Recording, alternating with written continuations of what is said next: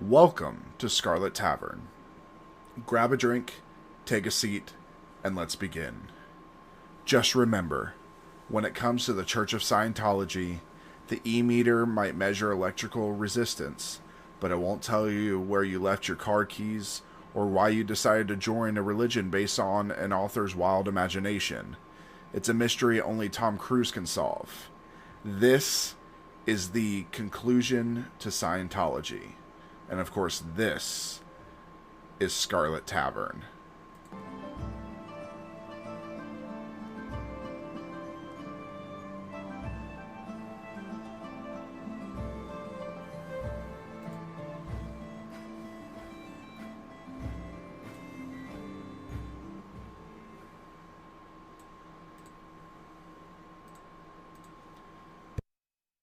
All right. So, well, Tom. What does our Lord and Savior L. Ron Hubbard and his prophet John Travolta have for us today? Yeah, well, Tom Cruise humor probably went right over his head. Oh. Wow. So, His man is basically a midget. Yeah, That's impossible. at the time of this recording, I just returned back from being a game master at Origins Game Fair, courtesy of World of Game Design. Yeah. And it was so much fun. It was my first time DMing for people that were not my friends. Also DMing for that long. I DM'd for about 24 hours in a row. So it was 6 4-hour sessions. It was a lot, but my throat was killing me on Sunday during our session. And then I came back Sunday and did our session. So on top of that, you sound a little rough, but you pushed through. I'm proud of you. So, but it was a ton of fun and super exciting because of that, some big stuff is going to be happening with Dungeons and Magi, with Scarlet Tavern, with a few other things that we have in the works. And so we are super, super excited. We will announce all of that stuff when it goes public. But some really, really big things. So yeah, and then this coming weekend we are headed to New York for 4th of July for 5 days. So super exciting, but yeah, we are at the final part of Scientology. We have not been shut down yet. We have not died yet. So that's And a I don't bonus. I don't have any other new voices in my head. And no emails That surprises me. at ben.edwards@dungeonsandmagi.com. The emails or the voices in my head? Both. I was about to say, it's very important I know which one. Well, so are they mugwort voices? They change every time. You know, now Yeah, that I pretty think much. about it, Pretty now that I much. think about it, All right. So, Hey, I got those accents down, man. just don't do a Belvis impression. It's my thing. all right. So, we're going to go into some terms, some descriptions of Scientology, what they're doing now, what other people think of Scientology, stuff like that. More to the modern day. So, the term free zone was first coined in 1984 by Bill Robertson, an early associate of Hubbard's. That year, Robertson founded Ron's Org, a loose federation of Scientology groups operating outside the church. Headquartered in Switzerland, Ron's Org has affiliated centers in Germany, Russia, and other former parts of the Soviet Union. Robertson claimed that he was channeling messages from Hubbard after the latter's death. through which he discovered OT levels above the 8th then being offered by the church. Although its founding members were formerly part of the church, as it developed, most of those who joined had no prior involvement in the church. Another non-church group was the Advanced Ability Center, founded by David Mayo in Santa Barbara area. The church eventually succeeded in shutting it down. In 2012, a Scientology center in Haifa, Israel, defected from the church. As well as these organizations, there are also small groups of Scientologists outside the church who meet informally. Some avoid establishing public centers and communities for fear of legal retribution from the church. There are also other free zone practitioners who practice what Thomas calls a very individualized form of Scientology, incurring innovation with Hubbard's technology. I want to see what a Scientology center in the former Soviet Union is like. I want to sit. The Scarlet Tavern needs to sponsor a trip to one of these places. Yeah, In Soviet Russia, Scientology uses you. Yeah. Like, The Church of Scientology was described as the world's most controversial new religion. It was also termed arguably the most persistently controversial of contemporary new religious movements. According to one person, the church had a documented history of extremely problematic behavior, ranging from espionage against government agencies to shocking attacks on the critics of the church and abuse of its own members.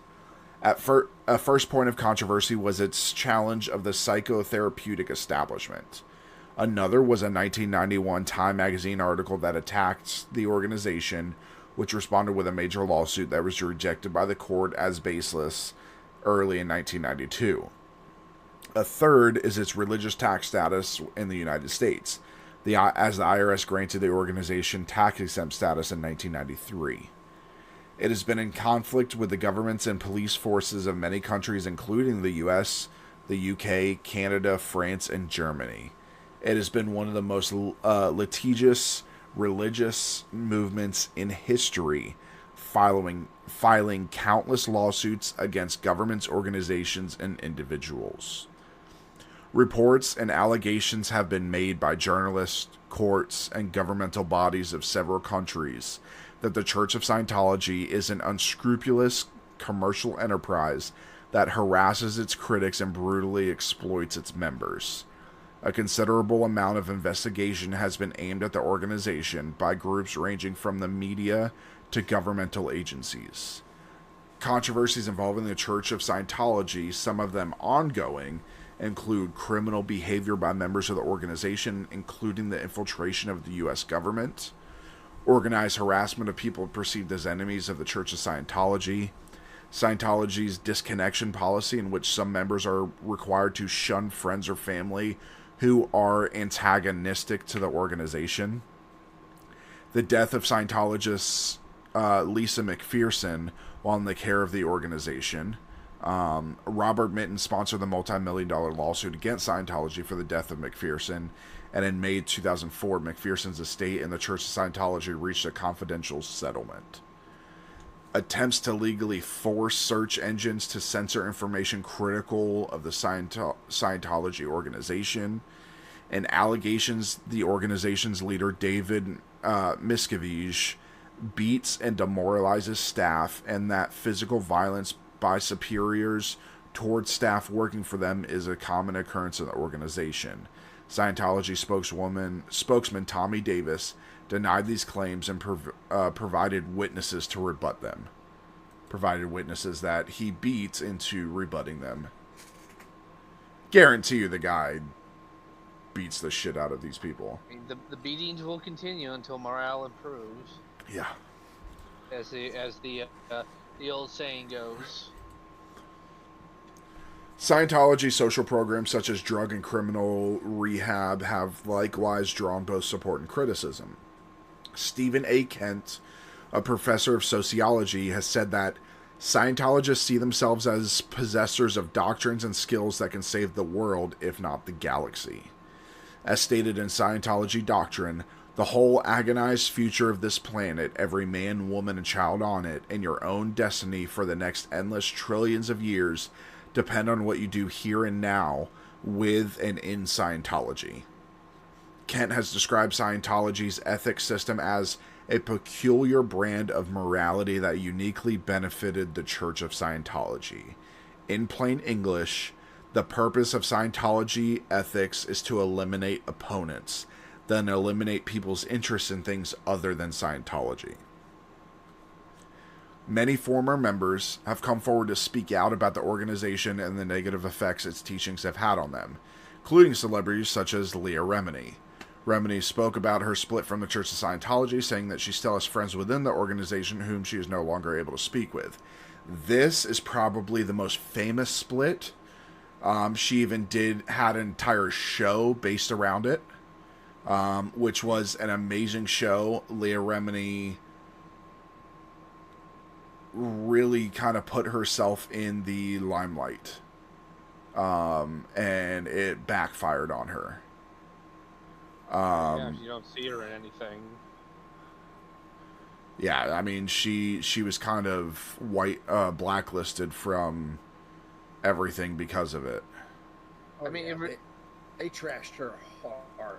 I mean, it really, honestly, just from what we've gone over here and looking this up, as big as Scientology is, their influence really only seems to have any sway in the entertainment industry. Of course. And that's simply for the benefit of many high-ranking members. Just there's high-ranking directors, producers, and actors and actresses who just they're Scientology, but every effort they seem to try and do outside of the entertainment industry, they get slapped down harder than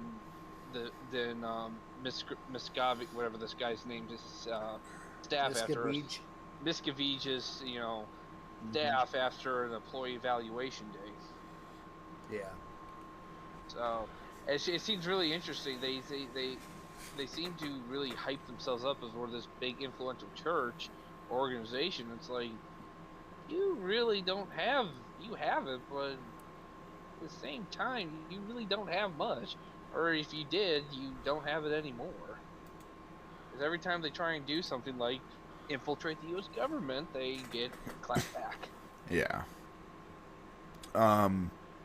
In January 1951, the New Jersey Board of Medical Examiners brought proceedings against the Dianetic Research Foundation on the charge of teaching medicine without a license. If I do recall, it went nowhere. And because obviously they continued. Hubbard's critics often see attacking his life story as a means of delegitimizing Dianetics and Scientology. Common criticisms directed at Hubbard was that he drew upon pre-existing sources and the allegation that he was motivated by financial reasons. During his lifetime, Hubbard was accused of using religion as a facade for Scientology to maintain tax-exempt status and avoid prosecution for false medical claims. The IRS cited a statement frequently attributed to Hubbard that the way to get rich was to found a religion. Many of Hubbard's science fiction colleagues, including Sam Merwin, Lloyd Arthur Eschbach, and Sam Moskowitz, recall Hubbard raising the topic in conversation. Of course, these are three huge science fiction writers. These are like.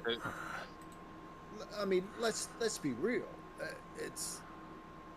That was legitimately his reason for founding Scientology.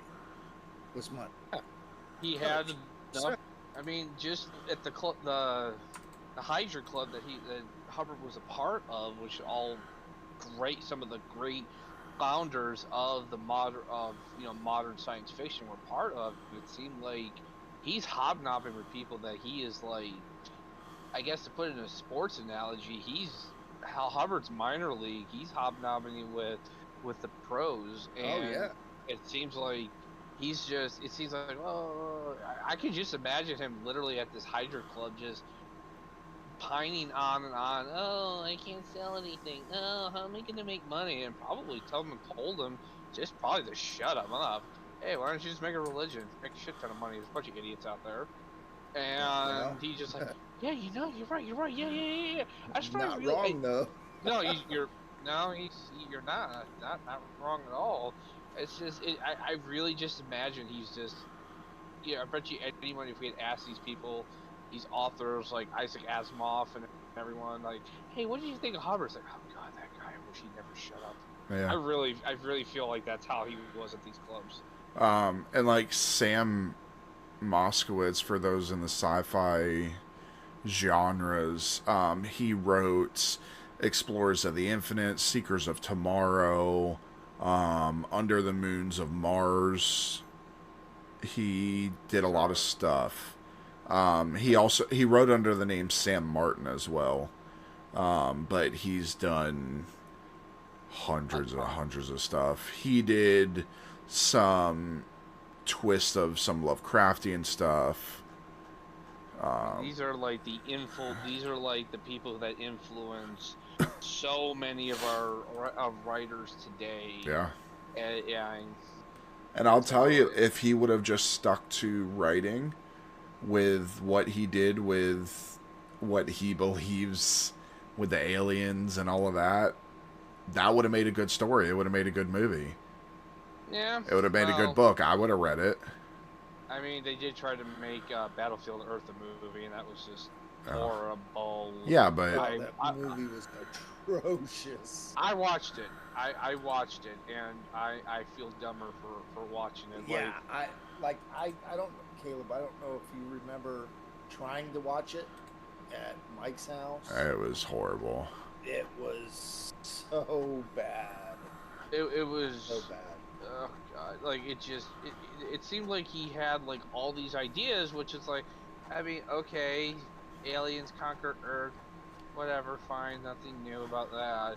And then he just like connected these ideas with like the very thin cord, and it's like, wait, what is going on here? I can't follow this shit. And then of course, John Travolta. But if you ask John Travolta today, what do you think? What do you feel about all the horrible criticism that god awful movie that you had a part in? He's like, that wasn't a bad movie. That's a wonderful movie. I love that movie. And I'm like, he thinks it's his. You're like the only person who did. But he's also a member. Oh yeah, no, that's exactly why nobody takes him seriously about it. Right. So yeah, I'm gonna tout that too if I'm a member. Oh yeah, it was the greatest thing on earth.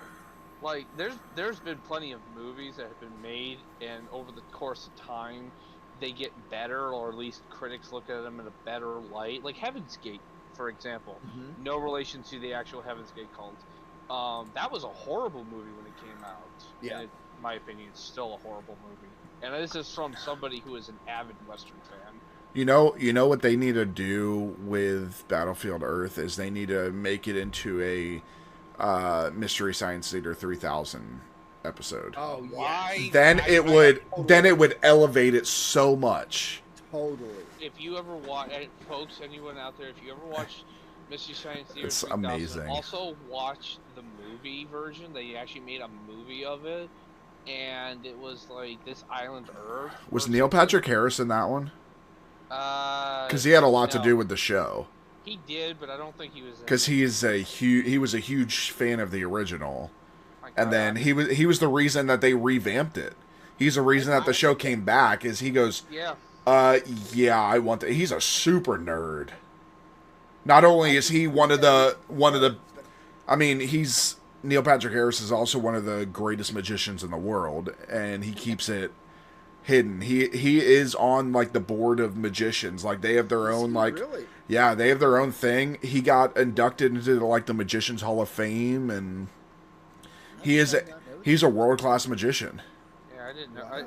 Who knew Dookie Howser could actually do that? Plus, I mean, he's one of the greatest Broadway performers of all time. That man can sing and dance his way into anything. But yeah, he was the reason they brought back Mystery Science Theater 3000, because he was such a fan of the original. If you watch the new stuff, he's in it. You'll hear him talking. He does like the hosting of it and stuff like that. Oh, okay. Well, you know what though? Maybe it's a good thing they don't go after Scientology or make fun of that movie because well, actually, if they did try and go after Scientologists went after MS3TK, they would probably all of the nerds of the world would unite and strike down Scientology. Oh yeah, MS3TK is. If you guys have not seen it, I definitely go watch the originals first because they're a whole good thing. They do like the 1920s, 1930s old horrible sci-fi movies that were just the worst. The new version does a lot of the newer but really cheaply made movies. Yeah. But God, it's one of the greatest shows. I was so happy when it came back. We had a teacher in school that was a huge fan, so in our downtime we got to watch that. I had those teachers. It was great. I also went to performing arts school, so. So it's basically like the equivalent of the Sci-Fi Channel. Yeah, basically the way. You've never seen it, Aaron? I don't know that I've seen Okay, so the way the original. The way Mystery Science Theater works, for those that have never seen it, is they take sci-fi shows or movies and they play it on a screen. You are in there like you're part of the audience at a movie theater. And then on the front row are these figures that you see their shadows, and originally they were puppets. They were like Jim Henson puppets. Right. Yeah. And actually Jim Henson, if I remember right, Jim Henson created the puppets for MS3TK. Right. And so they do all this commentary on the TV shows and the movies, and it is the most comedic thing. It is so funny. And when it first came out, people weren't sure if it was supposed to be serious or funny.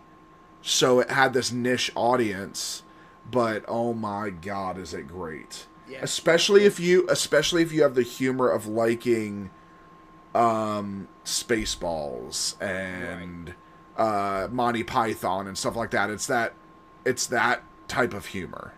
Like the original I loved. The new ones are really good. And I watched it all the time. But I don't think I've seen them. One last thing before we get back on about the new everything with the new MS3TK. Loved it.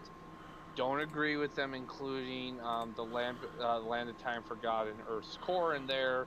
I thought I own those movies, and I think they're actually good movies. Like I was like, I don't know why you're riffing on this one. They're actually pretty good on their own.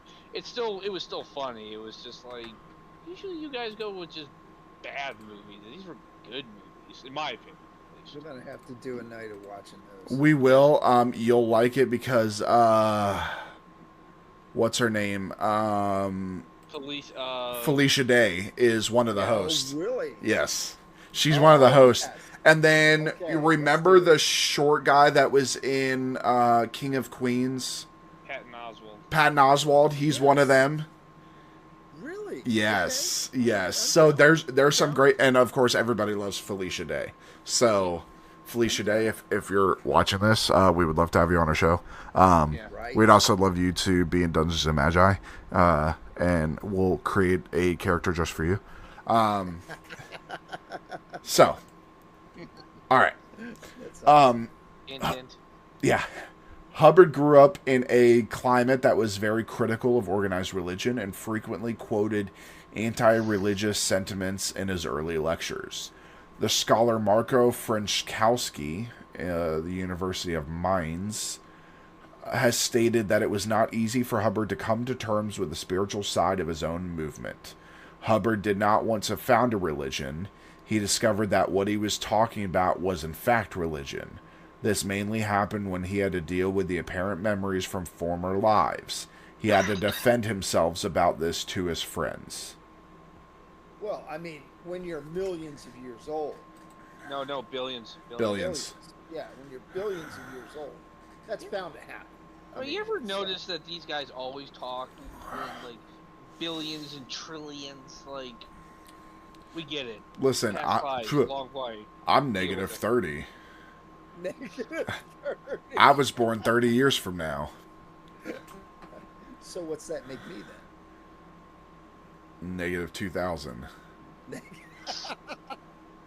I just, as we've been going through there, I always notice it's like, God, the Bible doesn't go back this far. Good Lord. I mean, it's like you're compensating. It's like, we go back trillions of years. I'm like, uh-huh. Yeah. It just seems like it's... Good. I was just saying, it seems like they're overcompensating. It's like, Yeah. for an organization that really does disdain other religions, you seem like hell-bent on, like, mimicking them. Yeah. Frenchkowski allows that there were practical concerns in the question of how to present Scientology to the outside world, but dismisses the notion that the religious format was just an expedient pretense. Frenchkowski points to many passages in Hubbard's works that documents his struggle with this question. Frenchkowski suggests that it was a biographical mistake to suggest that Hubbard only became interested in Scientology as a religion in 1954. He notes that Hubbard discussed religion and the concept of God even in the years leading up to the emergence of Scientology, and that he did not rush into religion, but rather discovered it through the development of his work with pre-clears. This guy's definitely a Scientologist. Wonder if he is. Oh, he's got to be. He's like stroking that so hard. I wasn't gonna say it, but yeah, that's like, good God, why don't you guys just bone and just get it over with? Exactly. He's like stroking it so hard. He's gotta be. It's like, dude, are you? Yeah, he probably is a Scientologist, and he's probably. I wouldn't be surprised if he's a high-end member. He is a German Protestant theologian. Yeah, okay. Really? Yeah. Interesting. And a history of religion scholar. There you are, right there. They're your academic types. Yeah. So, drawing parallels to similar struggles for identity and other religious movements, such as theosophy and transcendental meditation. Of course, we're going into other fake religions. Theosophy, of course, started by Madame Blavatsky, which we are going to talk about Madame Blavatsky. We'll be doing a Madame Blavatsky, probably a mix of her and Aleister Crowley together, because they kind of go hand in hand. Yeah, another one of those Russian mystics. Yeah. And then transcendental meditation goes back like it's like the whole yogi stuff. It actually, members of the Beatles and the Beach Boys were part of transcendental meditation. So that's why I don't like them. They're two of the most overrated bands. What about the Monkees? You better be talking about the Monkees and not the Beatles. No, it's the Beatles and the Beach Boys. I don't like either. What about the Monkees? I don't like the Monkees. Monkees were awesome, dude. No. I think the Beach Boys are overrated. Wow. They Yeah, are. I know, Send right? all hate mail to Kayde. What? Edwards. Great, I gotta deal with that. First of all, the Beach Boys are not They are. Beach Boys are not overrated. They're just overplayed. Same thing with the Beatles. Beatles were not that good. See, now I have to concur with that because I'm not a Beatles fan either. Beatles Well, you were. also don't like Johnny Cash, so you're just. I do not. He doesn't like Elvis either. And I don't like Elvis. Are you either. an American, sir? Are you? 100%. He's a Yankee right along with you. Yeah. I am not a Yankee. Now, I mean, don't get No, me wrong. he's a Yankee. He was born in Pennsylvania. He's like in regards to Elvis, I think he was a phenomenal performer. He was not a musician. He was a performer. And he was very charismatic, and he knew how to use his hips. charisma and his hips and his gyration to become a phenomenon. Is he a musician? Remind me to show you guys. There is a app using AI generator that allows you to plug in lyrics to a song and have another person do it, have another famous person sing it. Well, somebody did "Baby Got Back" by Elvis, and it actually sounds really fucking good. Yeah, it actually sounds like something he would have, like, if he were still alive, he probably would have written a song like that. Okay. It sounded really good. I saved the TikTok. I'll do it. I'm gonna try and get the AI generator and have Elvis do our song. Maybe we can have a famous person sing our theme song.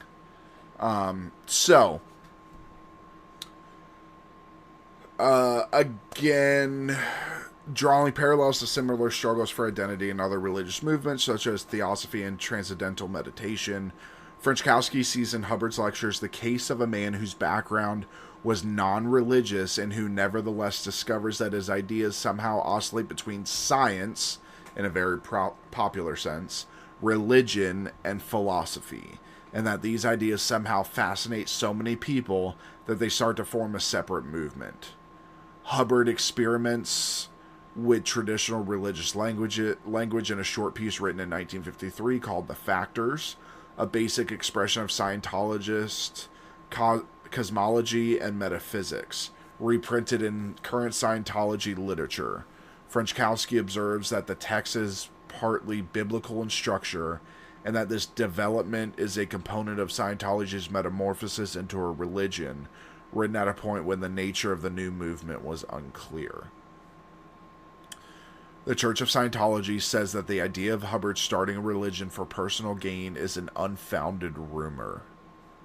The organization also suggests that the origin of the rumor was a remark by George Orwell, which had been misattributed to Hubbard.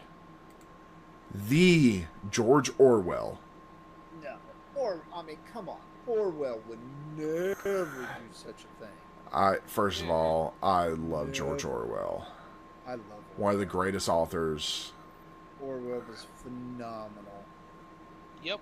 Just not a fan of 1984. I thought Animal Farm was his better work. Yeah. But yeah, so they're saying that George Orwell started the rumor. Well, I could see him doing it. I really could. So Robert Von Young, who was a whistleblower for Scientology, he left the organization in 1989 after being a spokesman for 20 years. He suggested that reports of Hubbard making such a statement could be explained as a misattribution, despite having encountered 3 of Hubbard's associates from his science fiction days who remembered Hubbard making statements of that sort in person. It was Young who, by a stroke of luck, came up with the Orwell quote, "But I have always thought there might be a lot of cash in starting a new religion, and we'll talk it over sometime." It appears in a letter by Eric Blair, known to the world as George Orwell, to his friend, Jack Common, dated 16 February 1938, and was published in Collected Essays, Journalism, and Letters of George Orwell, Volume 1. In 2006, Rolling Stone's Janet Reitman also attributed the statement to Hubbard as a remark to science fiction writer Lloyd Eschbach, and recorded in Eschbach's autobiography.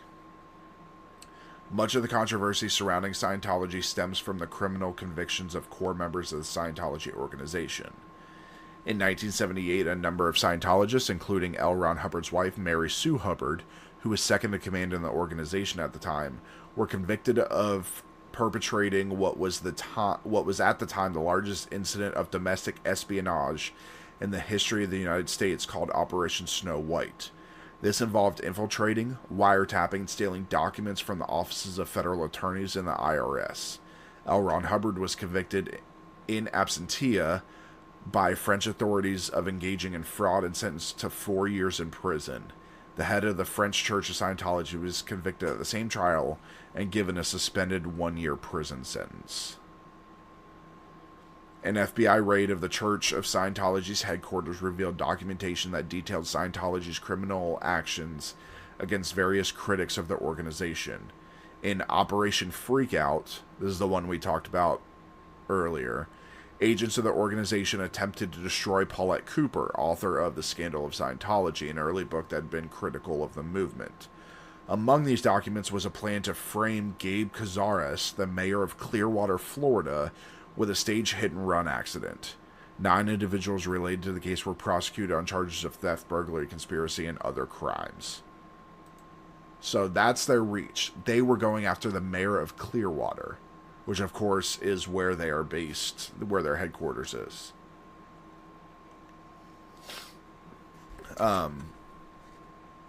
In 1988, Scientology president Haber Jensch and 10 other members of the organization were arrested in Spain on various charges including illicit association, coercion, fraud, and labor law violations. In October 2009, the Church of Scientology was found guilty of organized fraud in France. Sentence was confirmed by the Court of Appeal in February 2012 and by the Supreme Court of Cassation in October 2013. In 2012, Belgian prosecutors indicted Scientology as a criminal organization engaged in fraud and extortion. In March 2016, the Church of Scientology was acquitted of all charges and demands to close its Belgian branch and European headquarters were dismissed. Scientology has historically engaged in hostile action towards its critics.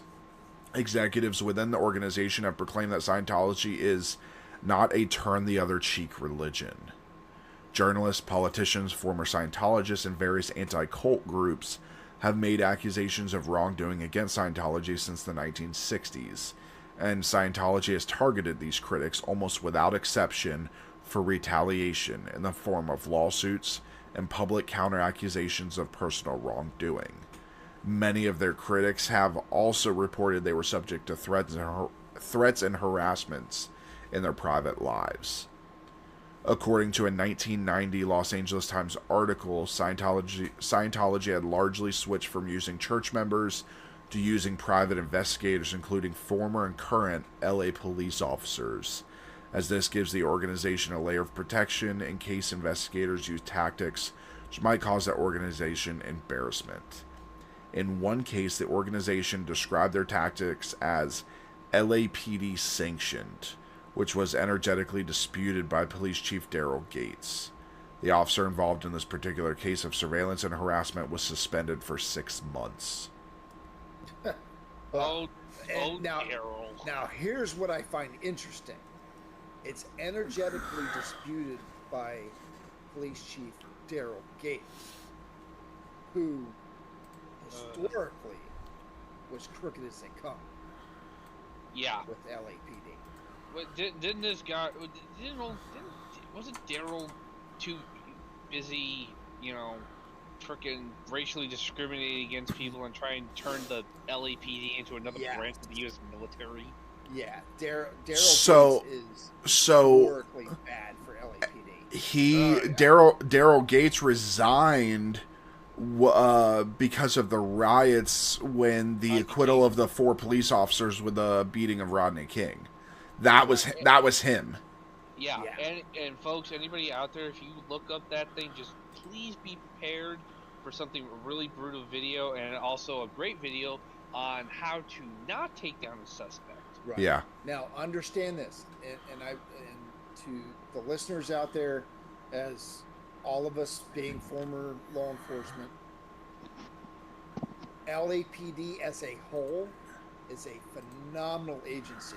There are a lot of techniques, a lot of not just street patrol techniques, but investigation techniques, things of that nature that have stemmed from LAPD as a whole. And they've just been very progressive throughout the years. LAPD SWAT is... Right. Oh, yeah. SWAT, a lot of the SWAT agencies throughout the country and even the world have the roots from LAPD. Mm-hmm. And unfortunately, Daryl Gates was a bad apple. So, and but the thing with Daryl Gates is he also was very innovative as a chief. Yes. He brought Yes. he's the reason LAPD SWAT is what it is today, because he used military tactics to train them because of his 100%. background. And Right. I should be noted that although Daryl Gates, like I said, I don't. I'm a history buff, and I look at the history, and he was more detriment. But a lot of the roots of community policing, outreach Yeah. programs, Yes. DARE was started under Daryl Yes. Gates. Yeah. Now, And that's why I'm saying is You have to he take the brought a good lot with to the table. bad. Yeah, he brought a lot to the table, and because of all of the good that he had, a lot of his bad was kind of, well, he's just a little rough around the edges, well, that it's kind of not so thing. much And a lot of the good that he did would not bear fruition until long after he left. It would only be the DARE. Like a lot of people look at DARE didn't do anything. The program itself may not have accomplished, but it did say, hey, let's do instead of grabbing drug addicts and beating them, which was generally how I hate to say it, but that's yeah, kind of how yeah, they used to true. deal with it way back in the day. Let's try and tackle this before it becomes a big issue, like in childhood. So one of the things that, and again, not excusing anything Daryl did, but one of the things we also have to look at is the time period. So Daryl Gates was, if I remember right, from like 1978 to 1992. That's about right. Was in service. So that's 40 years of service. If you look at policing, not just in LA, major cities, New York, Chicago being one of the most corrupt police departments in history, especially with the mafia. Most of them were on the mafia's payroll. I mean, there's evidence of Al Capone having hundreds of officers on his payroll. They found that when they went through the books, which we are going to be doing some Al Capone because there's a character. I am a huge Al Capone fan. As bad as he was, that man, what you want to talk about, charismatic. Yeah, very much. He could win anybody over, and then being able to get away with all the stuff, and then being caught by Elliot Ness. Elliot Ness being one of my favorite agents of all time. Again, a lot of controversy with Elliot Ness as well. Yeah. But yeah, so you have to look at the time period where what a lot of people don't realize in history is in the early 70s all the way up until mid to late 70s, in a lot of states you still had segregation. You still had racism to a explosive amount still, especially in the law enforcement community. As sad as it is, as bad as it is, that's how it was, and that's where Daryl Gates' upbringing came from, was coming from this racially motivated law enforcement of having to deal with segregation and the desegregation stuff happening, LAPD being called out to de-escalate situations, and unfortunately it would get out of hand. And there's also a lot of little things on there, and there's another case I hope we will cover soon. It kind of speaks to, again, the corruption and the complicity that LAPD had in some of the things, the Wonderland killings, probably one of the most bloodiest murders in LAPD history. Yet nobody ever went to trial for it, even though if you ask anybody who's a crime aficionado in LA or Southern California who committed the LAPD, oh, it was Eddie Nash, he ordered it. And then, well, why was he arrested? Well, it might have something to do with the fact that at least half of robbery homicide, which we used to frequent his clubs, and nobody really wanted to answer those questions about, hey, why are half of the supposedly investigating officers, or the people who should be investigating, the two main detectives were actually pretty clean. Why were they seen in the nightclub of the most notorious drug trafficker in Southern California? Mm-hmm. That's a great question. Let me answer as Daryl Gates runs Yeah. away. So it's like, it's definitely we'll get into a lot of that stuff. We'll probably do an LA riots episode because there is a lot into that. So the idea that Daryl Gates is basically probably in all likelihood was taking some kind of money from Scientology would not surprise me if L. Ron Hubbard was paying him. Not surprising at all. I just chuckle. I was like, oh, Daryl. You just dig the grave yourself, don't you? Facts. So, journalist John Sweeney reported that while making our BBC Panorama film Scientology and Me, I have been shouted at, spied on, and my hotel invaded at midnight, denounced as a bigot by star Scientologist, brainwashed, that's how it felt to me, in a mock-up of Nazi-style torture chamber, and chased around the streets of Los Angeles by sinister strangers. Well, that just sounds like L.A. Yeah. Scientology. Yeah. So, during the auditing process, the auditor collects and records personal information from the client. Remember, we're jumping around here to different stuff. If we follow a set line, this will get really dry really quick. Especially now that L. Ron we're past the L. Ron Hubbard death and all of that. I don't want this to get dry, so I decided to bounce us around. So, while the Church of Scientology claims to protect the confidentiality of auditing records, the organization has a history of attacking and psychologically abusing former members using information culled from the records. For example, a December 16, 1969, a Guardian Office order by Mary Sue Hubbard explicitly authorized the use of auditing records for purposes of internal security. Former members report having participated in combing through information obtained in auditing sessions to see if it could be used for smear campaigns against critics. Jumping to the Sea Org, everybody's favorite. The Sea Org originally operated on vessels at sea, where it was understood that it was not permitted to raise children on board the ships. Pregnant women in the Sea Org have stated that they had been pressured to undergo abortions. In 2003, the Times of India reported forced abortions, beatings, starvation are considered tools of discipline in this church. A former high-ranking source reports that some 1,500 abortions have been carried out by women in the Sea organization since the implementation of a rule in the late 80s that members could not remain in the organization if they decided to have children. The source noted that, and if members who have been in the Sea organization for, say, 10 years do decide to have kids, they are dismissed with no more than $1,000 as a severance package.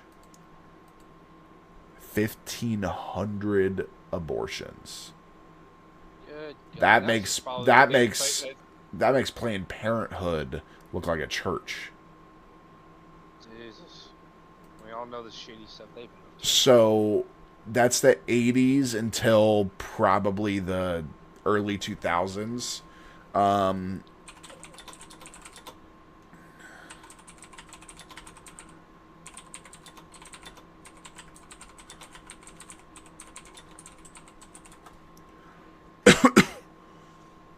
I'm trying to see the analytics, facts and figures for Planned Parenthood.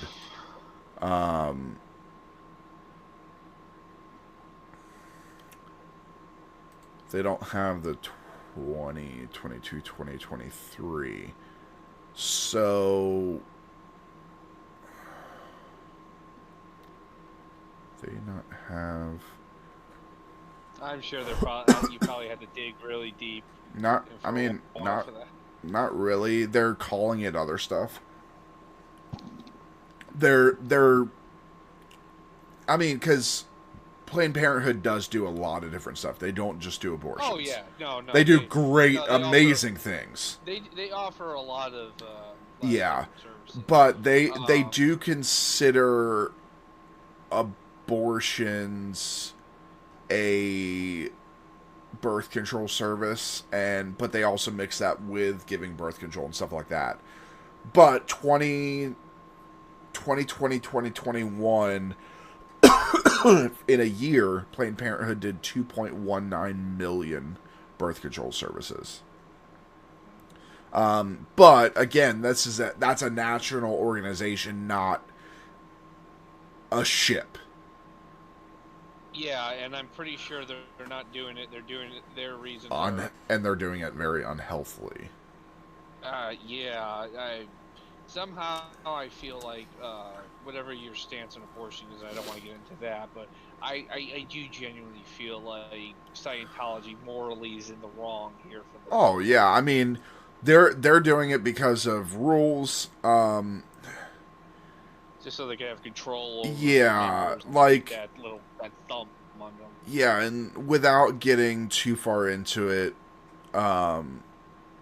it is my belief that in certain cases, morally, abortion is okay, such as cases of rape and things like that, where it was not at the fault of the soon-to-be mother. But Scientology was doing it just to have control. And they, to say this without sounding like a dick or sounding like we don't care, they probably were doing stuff with a coat hanger.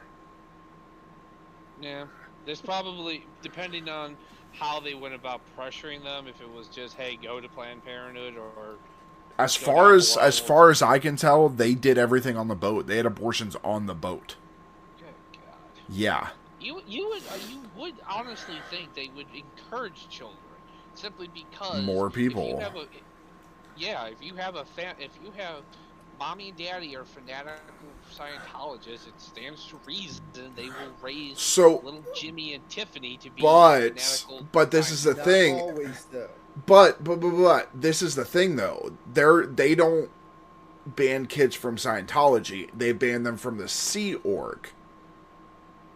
Sea Org, but again, as we've seen, Sea Org seems to be made up of like the most fanatical of them. Again, yeah, I think they want more. But yeah, I don't know. I think the reason the Sea Org was designed really was to serve L. Ron Hubbard. They were his servants. So if they have kids, they can't do that. They're taking care of the kid, not him. There's a divided interest, and plus, I no longer have sole control of the woman that has this child, because even as loyal, quote unquote, as she is, there's still a piece of her that is going to protect that child. Yeah. I mean, it seems, again, I don't know, it's just, it's as bad as Scientology is. It seems like they only get really nuts when they're the bottom line's threat. So yeah, I don't know. It just seems really this seems like a very odd move that they would just encourage all these abortions. But anyway, you're not. So many former members have said that they were pressured to undergo abortion. Longtime member Astra Woodcraft reportedly left Scientology for good when the church tried to pressure her to have an abortion. Former Sea Org member Karen Presley recounted that she was often asked by a fellow Scientologist for loans so that they could get an abortion and remain in the Sea Org. Scientology employee Claire Headley has said she was forced to have 2 abortions to keep her job and was subjected to violations of personal rights and liberties for the purpose of obtaining forced labor. Laura Ann DeCrescenzo, reported she was coerced to have an abortion as a minor. Probably because it was L. Ron Hubbard's. Yeah, this sounds like we're trying to cover up some very Yeah. illegal thing. Oh yeah. In March 2009, all the way in 2009, Maureen Bolstead reported that women who worked at Scientology's headquarters were forced to have abortions or faced being declared a suppressive person by the organization's management. In March 2010, former Scientologist Jeanette Lang stated that at age 20 she became pregnant by her boyfriend while in the organization, and her boyfriend's Scientology supervisors coerced them into terminating the pregnancy. We fought for a week and I was devastated. I felt abused, I was lost, and eventually I gave in. It was my baby, my body, and my choice, and all of that was taken away from me by Scientology, said Lang. Australian Senator Nick Xenophon gave a speech to the Australian Parliament in November 2009 about statements he received from former Scientologists. He said that he'd been told members of the organization had coerced pregnant female employees to have abortions. I am deeply concerned about this organization and the devastating impact it can have on its followers, said the senator. He requested that the Australian Senate begin an investigation into Scientology. According to the letters presented by the senator, the organization was involved in ordering its members to have abortions. Former Scientologist Aaron Saxon sent a letter to Senator Xenophon stating he had participated in coercing pregnant women within the organization to have abortions. Aaron says women who fell pregnant were taken to offices and bullied to have an abortion. If they refused, they faced demotions and hard labor. Aaron says one staff member used a coat hanger and self-aborted her child for fear of punishment.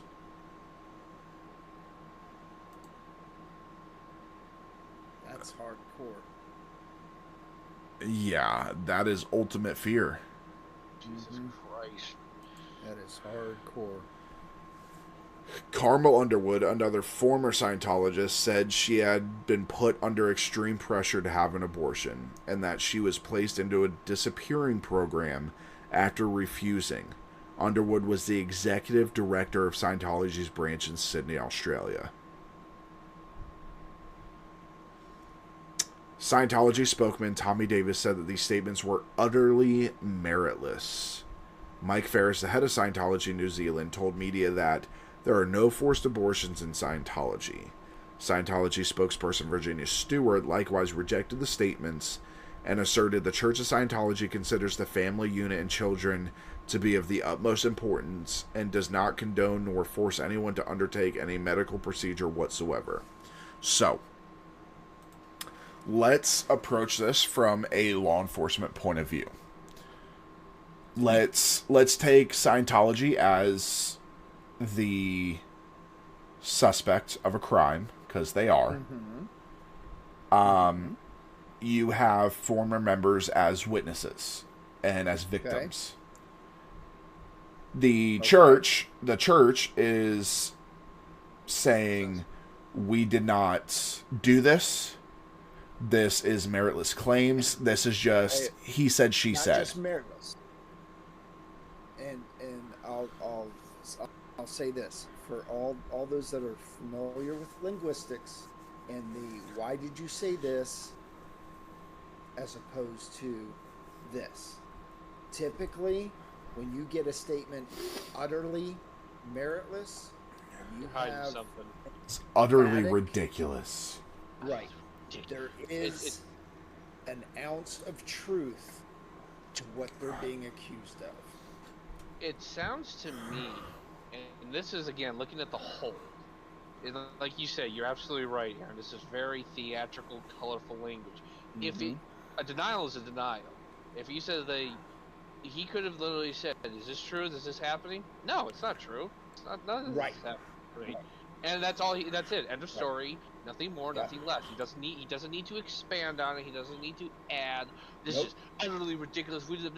Like right, and so we know this. We know. So and this is the thing. So we then look at victim statements. if it's one quote unquote victim, it's then a he said, she said. Right. Because there is no evidence. Again, when you go to Planned Parenthood, if you get an abortion, it is completely anonymous. Because it's a medical procedure. Correct. HIPAA violations, all of that. Correct.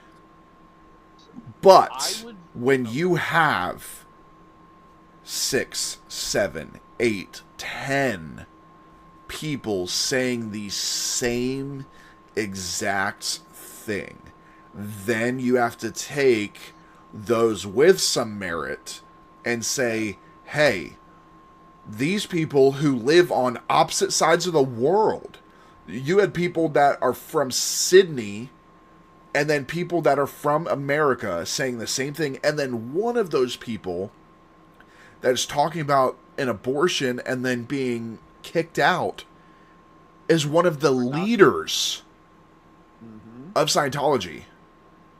I would, in that case, what I'd look for at that point, once we've established, okay, we've got more than 2, or even I'll say 3. We've got more than 3, and these people don't appear, and they're all saying more or less the same thing. Not exactly the same thing. If they're telling me the exact same thing, I have to wonder about coordination. Like, maybe did these 3 know each other, and then one and everything. But we're having more or less different variations of the same thing. Okay, then I look at what's going on in those where, because that's the whole thing. Scientology does say this, family unit, Scientology's political views, they seem pretty centrist in the sense of, like, in some cases they go conservative, but they're also pretty liberal on some areas. Obviously they're not a very LGBTQ, plus friendly, but they do seem to hold some value to family and community because they encourage everybody to be there. I would be wondering if this is a case of, do they have control of everything? Because clearly some parts of the organizations, they're just doing their own thing. They're encouraging and forcing the people to have abortions because reasons, like they have control, they want control, they don't want, like you said, they don't want divided loyalties or anything. So I get the feeling in this case, if from a law enforcement point of view, I don't think if this is an organization, this is an organization that has no control. So it's a franchise. The franchises in Florida and wherever are deviating from the set course or whatever, and that's what I'm thinking. But they have to save face. They can't just cut off. They can't just say, "Yeah, these guys suck. Forget them." Well, what I would look at is, you want to look at the evidence. So, what I'm going to look at is if these people are being forced to have an abortion, number one, why? Why are they forced to have an abortion? Control. That's what it is. Yeah. So then what I'm going to go look at is how many kids are there in Scientology? Why are there happy marriages, supposedly happy marriages throughout all of Scientology, yet there doesn't seem to be any kids? That's true. You'd have to. Why? So did these people have kids and give them up for adoption? Okay, adoption records are public for the most part. Yeah. Unless there's victims of abuse and stuff like that, then they're made private. But most of them are public. So then I'm going to say, all right, did these people give up for adoption? When it comes to cases like this, too, you can also, with the victims, it's, hey, let's go get you a medical examination. Because then you can also see, even, like, you can see especially if they're not doing this the right way, like that coat hanger incident, you're going to see them damage from that medically. Yeah. Oh, yeah. So, but yeah, there's a lot to this. It really feels like this is an organized. The best analogy is this is an organized crime apparatus.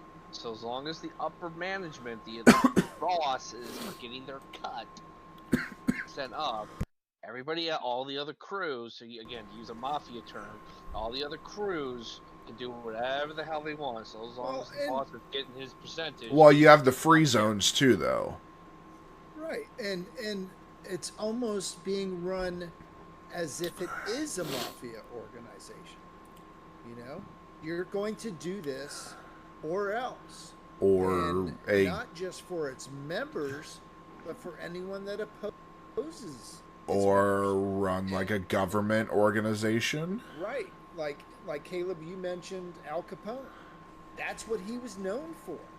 You don't have to say, I'm gonna bust your hands up. If that doesn't work, I'm gonna crack your skull in. That's the way he ran it. And he, rightfully so, he was feared and respected, in air quotes, because he was feared. So So one thing, and we'll really get into this, and we're talking about these organizations, is it's also run like the government. It's our way or the highway. And the reason I say that is because L. Ron Hubbard is believed to have been in connection at some point with Jim Jones, which then also is connected to MK Ultra, which we are doing an episode on MK Ultra. That's an amazing episode. I don't want to say anything about it because I don't want to spoil it, but MK Ultra is a big deal.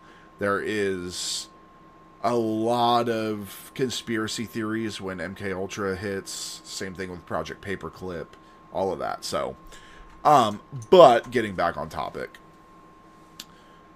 a number of women have sued the Church of Scientology, alleging a variety of complaints, including human trafficking, rape, forced labor, and child abuse. In 2009, Mark and Claire Headley sued the Church of Scientology, alleging human trafficking.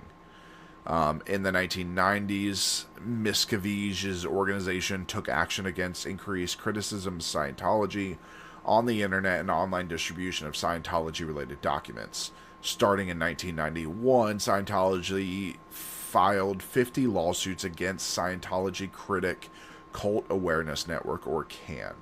Many of the suits were dismissed, but one resulted in $2 million in losses, bankrupting the network. At bankruptcy, CAN's name and logo were obtained by a Scientologist. A new Cult Awareness Network was set up with Scientology backing, which says it operates as an information and networking center for non-traditional religions, referring callers to academics and other experts. In 1993, U.S. lawsuit brought by Church of Scientology against former member Stephen Fishman. Fishman made a court declaration which included several dozen pages of formerly secret esoterica detailing aspects of Scientologist cosmogony. As a result of the litigation, this material, normally strictly safeguarded and used only in Scientology's more advanced OT levels, found its way to the internet.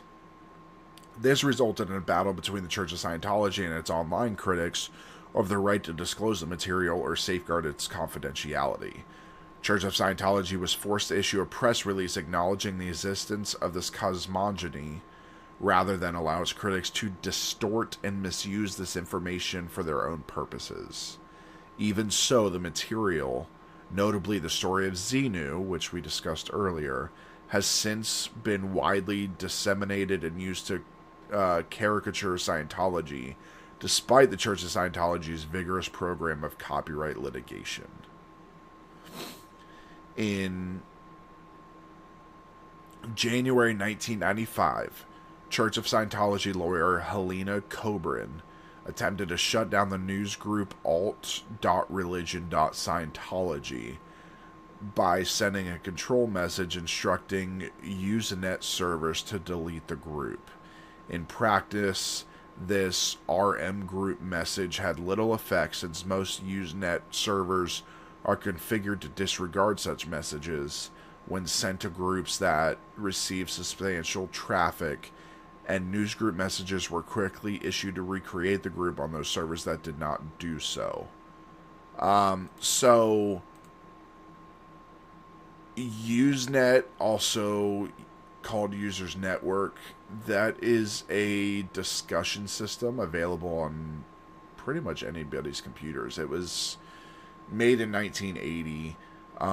It was a web message board, basically. It had spam filters and all of that on it. It's still used to this day, just not as wide. It was precursors to Dropbox, Google Drive, iCloud, OneDrive, all of those things. It's a precursor to all these file sharing sites that we have now. So this is what all of the news was being distributed through, and they just couldn't get them shut down like they wanted to. God love free speech. Yeah. However, the issuances of the message led to a great deal of public criticism by free speech advocates.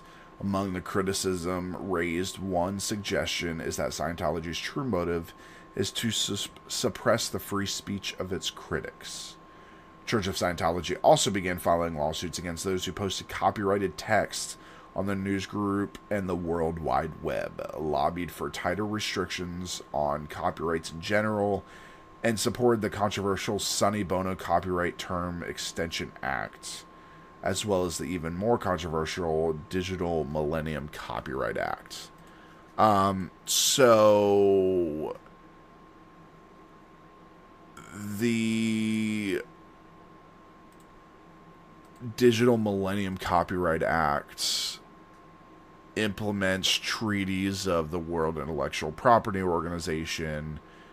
Basically, it criminalizes production and dissemination of technology, devices, or services intended to circumvent measures that control access to copyrighted works. So basically, they were claiming that their stuff was copyrighted so that legally it couldn't be distributed. However, there was no record of Scientology ever copyrighting their material, because in order to copyright it, it would have eventually needed to be made public. They would have had to give it to a copyright organization, show it, and it would have needed to have been reviewed for copyright. So they never did that.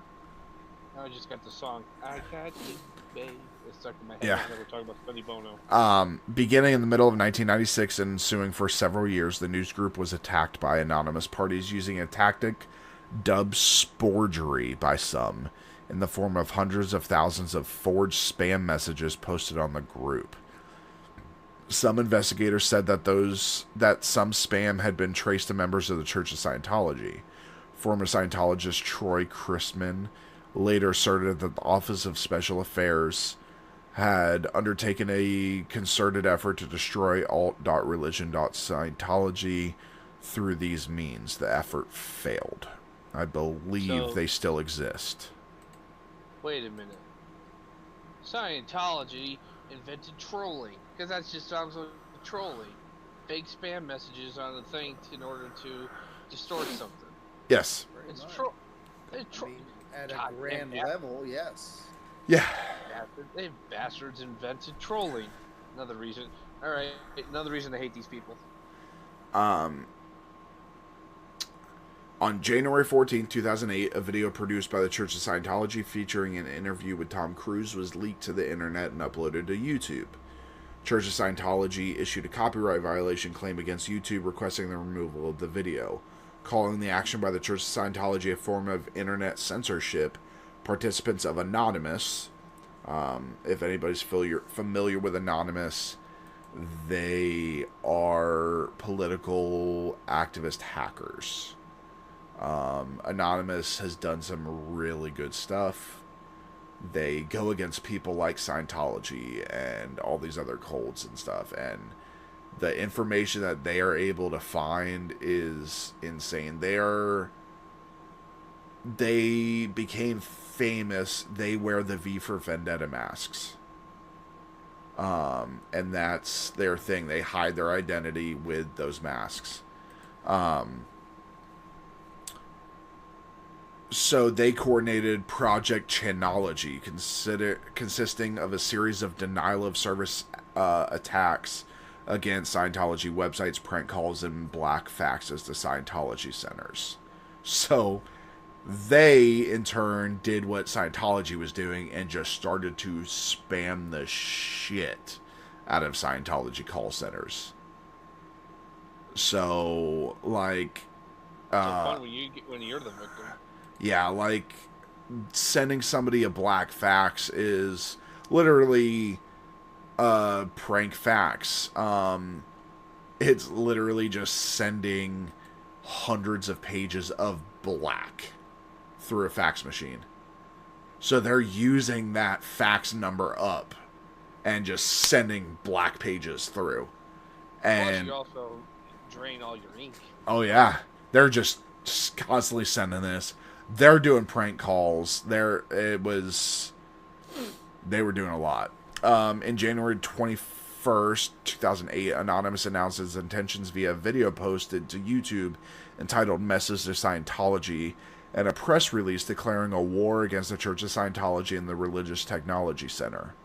In the press release, the group stated that the attacks against the Church of Scientology would continue in order to protect the freedom of speech and end what they saw as a financial exploitation of the members of their organization.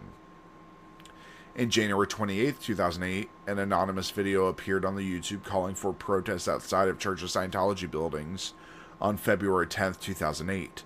The date was chosen because it was the birthday of Lisa McPherson, the one that died in Scientology. According to a letter Anonymous emailed to the press, about 7,000 people protested in more than 90 cities worldwide. Wow. That's the reach of Anonymous. And they are still going to this day. Oh, yeah. They still have a reach. I love Anonymous. Oh, I do too. I think they're great.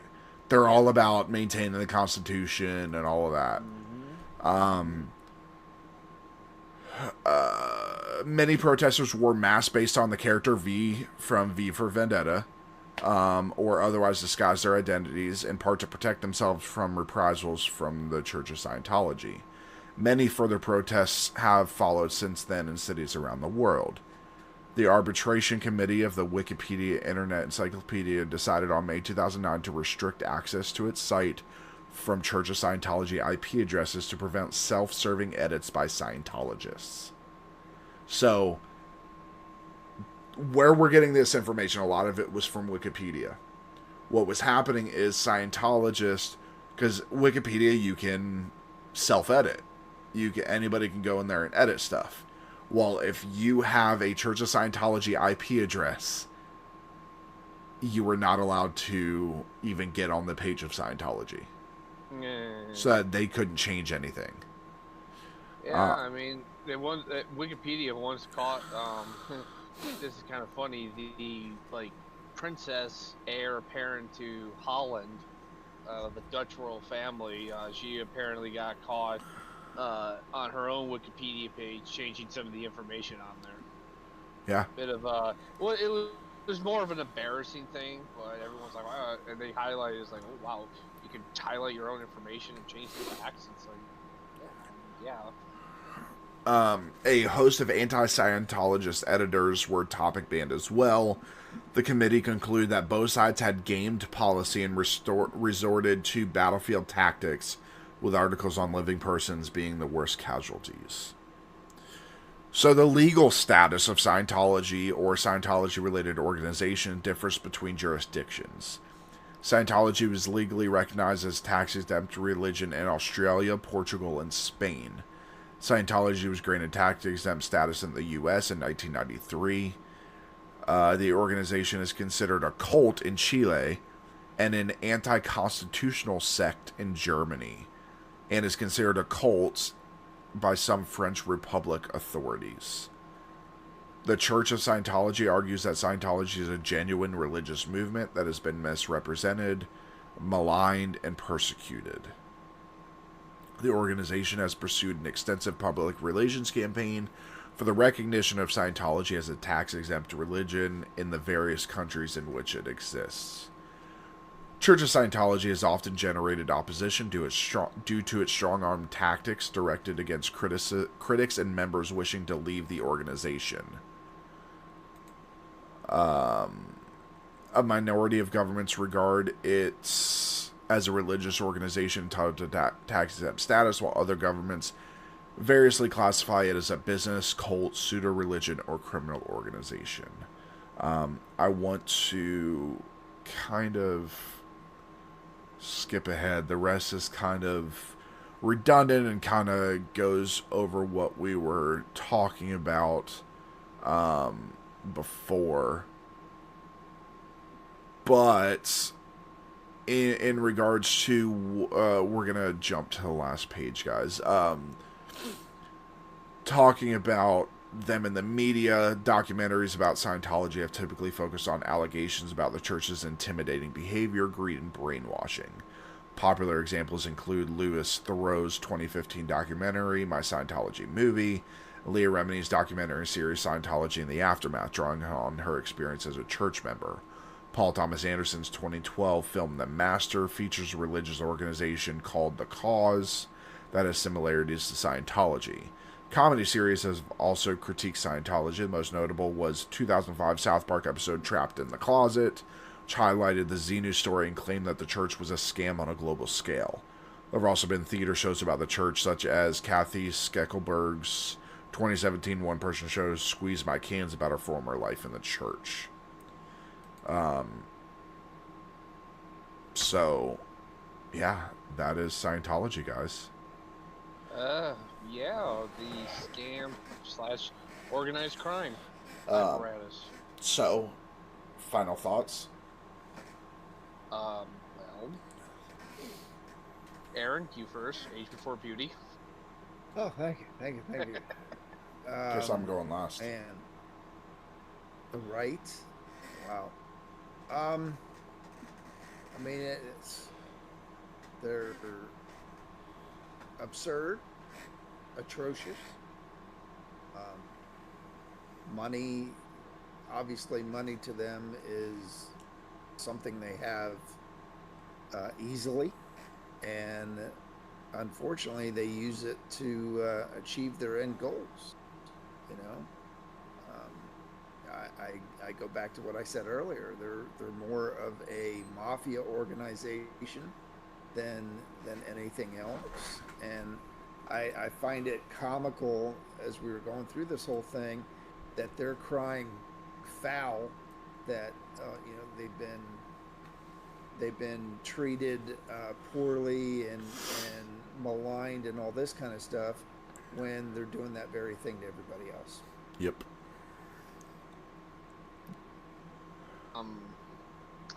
Honestly, I think this is an immoral organization. Like these days, everybody seems to let's criticize Christianity or whatever or other organized religion, and yet they just blatantly ignore this organization that is, by all accounts, is engaging in slave labor, is intimidation, but we say nothing about it. I mean, I think if Scientology really wanted to be really, like, if there are genuine people in there who just want to have this calling or whatever the hell it is, maybe they genuinely believe in Dianetics and everything, but they're not about this greedy, immoral thing. Force your leaders out. Musgrave, all of them. Force them out. Disband Sea Org. Any of these stupid little apparatuses that don't have any, that really do nothing but just promote these twisted interests of your organization. Get rid of them. and then maybe people will stop, because as long as these people who are currently running the organization, we will never see them as nothing more than just, like you said, an organized crime apparatus that is more of a detriment to human society than a benefit.